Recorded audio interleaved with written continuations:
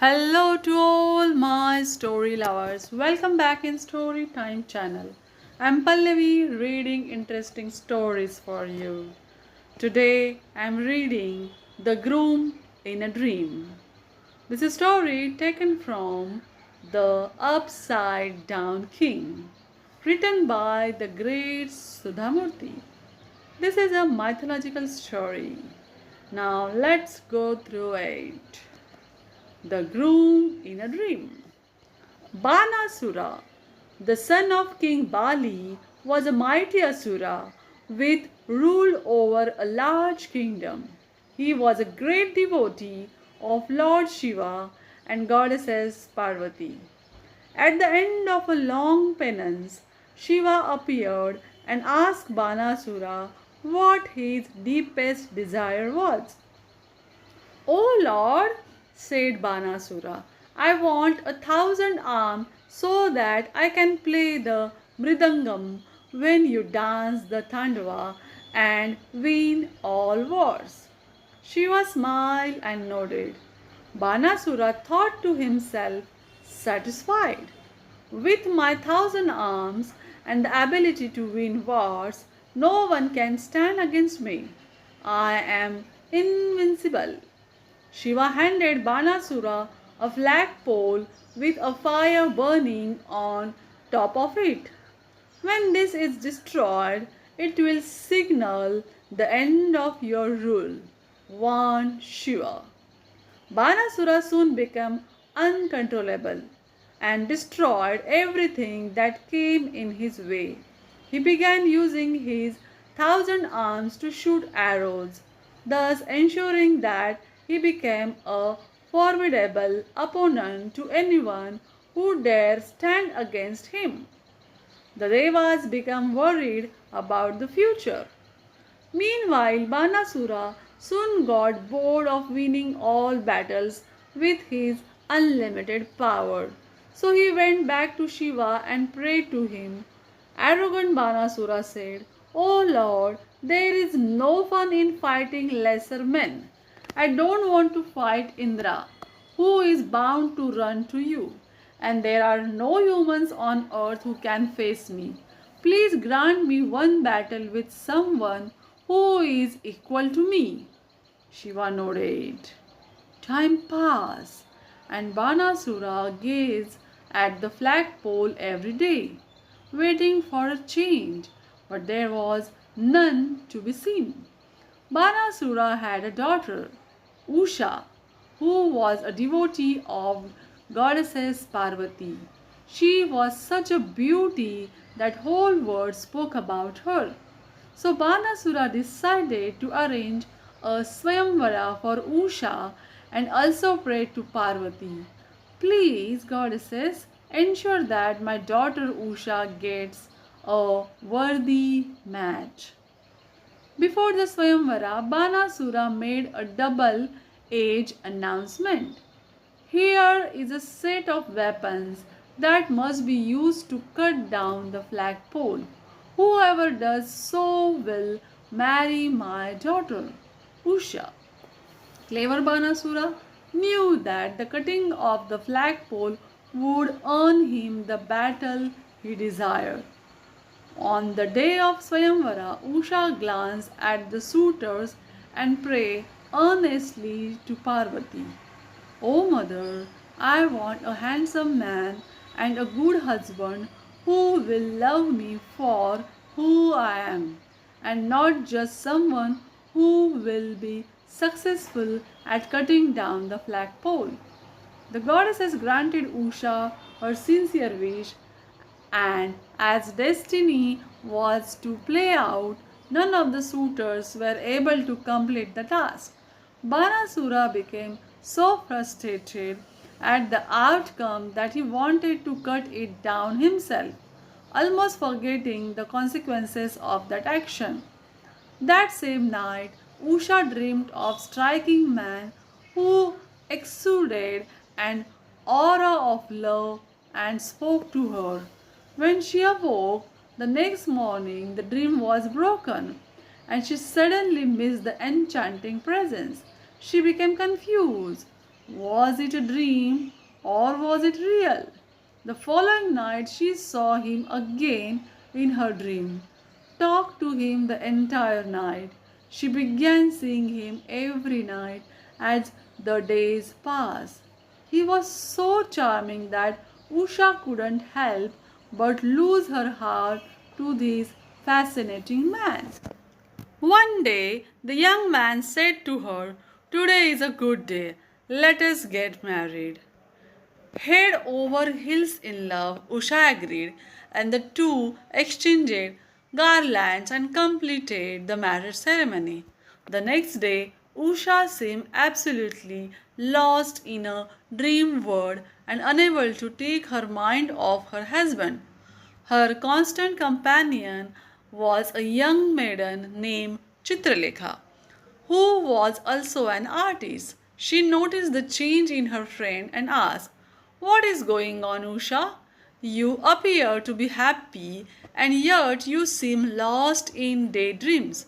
Should I call the royal physician or perhaps inform your mother?" Usha couldn't contain herself any longer.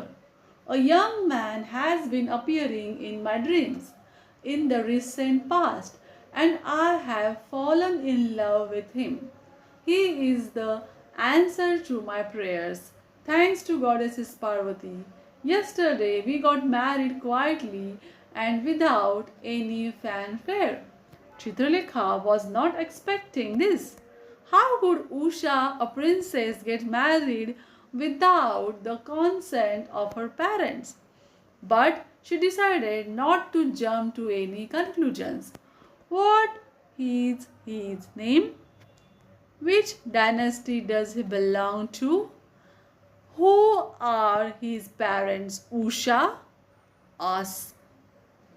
"I really don't know, Chitralekha. Whenever I see him, he charms me so much that I forget to ask him any practical questions." Chitralekha was a smart young woman. She knew that she must find out who this man was. So she showed many portraits to her friend, but none of them appeared to match the young man in question.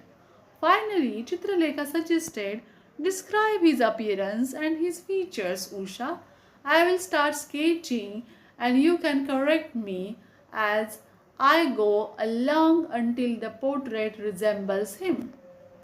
Usha nodded and began describing her husband.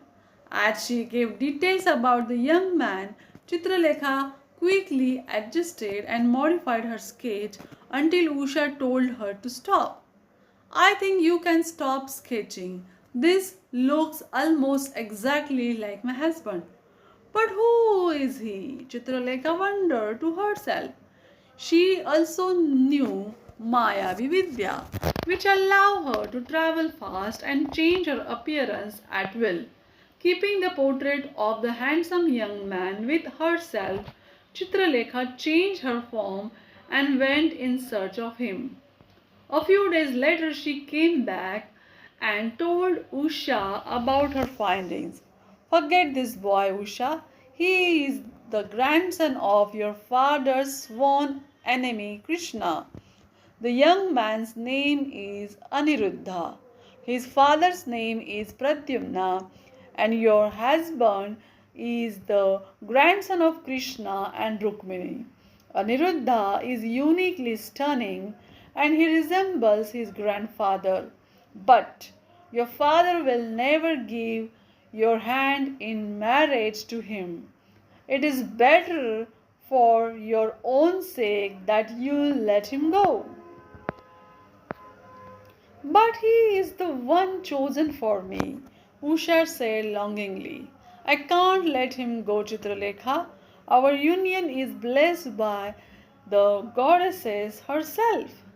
Unfortunately for the two young maidens, Banasura overheard the conversation as he approached his daughter's chamber. He walked in and came upon Aniruddha's portrait lying in plain sight. He became livid. "How can you decide to marry Krishna's grandson, Usha? How dare you?" Saying thus, he grabbed the portrait and threw it out of the open window.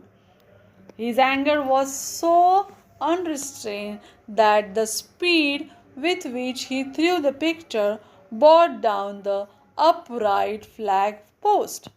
Banasura calmed down, realizing that his destiny would be decided in the impending war. He was happy. This is what he had wanted all along, a chance to prove his supremacy. He quickly arranged for a tight vigilance of his daughter's chamber and left to prepare for the war. Usha felt terrible. She realized that her father would rather fight Aniruddha than be happy for her. She knew that her father could not be defeated by anyone because of his 1,000 arms. Unable to see the suffering of her friend, Chitralekha hatched a plan. Using Mayavi Vidya, she traveled to Dwarka, carried away the clueless and sleeping Aniruddha, and transported him to Usha's chamber. Usha was ecstatic to see the young man who had appeared in her dreams. He looked exactly as she had seen him. When Aniruddha finally awoke, he was confused. Where was he? When the girls told him the story of Usha's visions and her father's fury, he was visibly frustrated. Yet, enchanted by Usha's beauty, I am captivated by you, Usha. But I would never voluntarily go to a maiden's chamber in the middle of the night. It does not suit my reputation, nor would I jeopardize a maiden's character in this manner. I would rather be a man, fight for you in a war, and then marry you. But you are Krishna's grandson, and my father will never agree to this match. Usha countered, her eyes bright with love. If my father knows that you are here, he will throw you out immediately. The best way to be together is to get married right now and later reconcile with our respective families.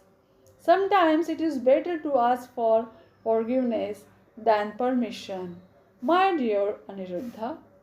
After much convincing, Aniruddha finally agreed, and Chitralekha wondered about the arrangements for quick and simple ceremony. A few minutes later, Banasura came to his daughter's room.